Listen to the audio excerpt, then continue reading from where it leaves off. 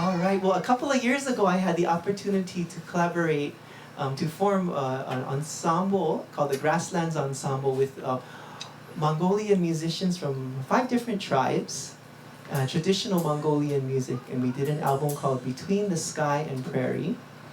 And we met in Hulunbuir, and which is about a few miles from the Russian border. And I brought my ukulele and collaborated with Mongolian traditional musicians, and the instruments. You may have heard of the horsehead fiddle.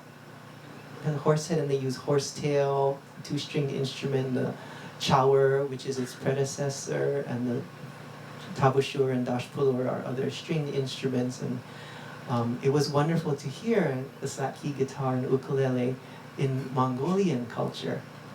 And so I'd like to share with you a song called Between the Sky and Prairie, which is the title cut of the album.